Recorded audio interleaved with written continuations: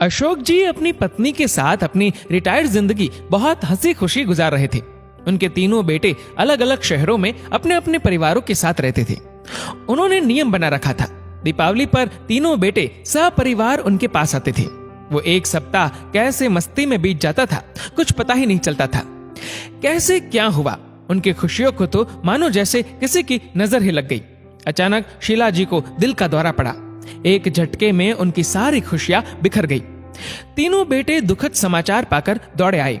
उनके सब क्रियाकर्म के बाद शाम को सब एकत्रित हो गए। बड़ी बहू ने बात उठाई, बाबूजी, अब आप यहाँ अकेले कैसे रह पाएंगे? आप हमारे साथ चलिए। नहीं बहू, अभी यहीं रहने दो, यहाँ अपनापन लगता है, बहुत सी यादें।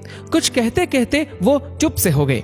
बड़ा पोता कुछ बोलने को हुआ, उन्होंने हाथ के इशारे से उसे चुप करा दिया। बच्चों, अब तुम लोगों की माँ हम सबको छोड़कर जा चुकी है। उसकी कुछ चीजें हैं, वो तुम लोग आपस में बांट लो। मुझसे अब उनकी साथ संभाल नहीं हो पाएगी। ये कहते हुए वो अलमारी से कुछ निकाल कर लाए।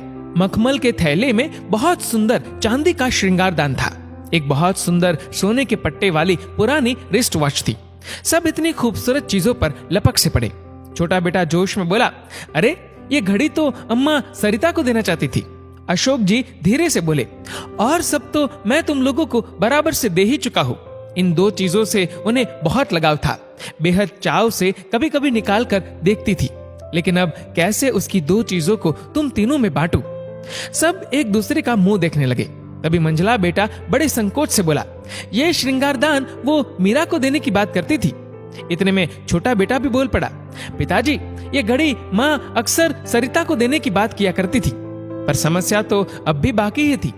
वो मन ही मन सोच रहे थे, बड़ी बहू को क्या दूं? उनके मन में भाव शायद बड़ी बहू ने पढ़ लिए थे। वो बोली, बाबूजी, आप शायद मेरे विषय में सोच रहे हैं। आप श्रृंगारदान मीरा को और रिस्ट वॉच सरिता को दे दीजिए। अम्मा भी तो यही चाहती थी। पर नंदिनी, तुझे क्या दूं? समझ में नहीं आ रहा। आपके पास एक और अनमोल चीज है, और वो अम्मा जी मुझे ही देना चाहती थी। सबके मुंह हैरानी से खुले के खुले रह गए। दोनों बहुएं तो बहुत हैरान परेशान हो गई। सब सोचने लगे, अब कौन सा पिटारा खुलेगा। सबकी हैरानी और परेशानी को भांपकर बड़ी बहू मुस्कुराकर बोली, वो सबसे अनमोल तो आप स्वयं है बाबूजी। पिछली बार अम्मा जी ने मुझसे कह दिया था, मेरे बाद बाबूजी की देखरेख तेरे जिम्मे। बस अब आप उनकी इच्छा का पालन करें और हमारे साथ चले। पेड़ बूढ़ा ही सही, आंगन में रहने दो, फल न सही छांव तो अवश्य देगा। ठीक उसी प्रकार माँ बाप बूढ़े ही सही, घर में ही रहने दो। दौलत तो नहीं कमा सकते, लेकिन अपने बच्चों को संस्कार अवश्य देंगे।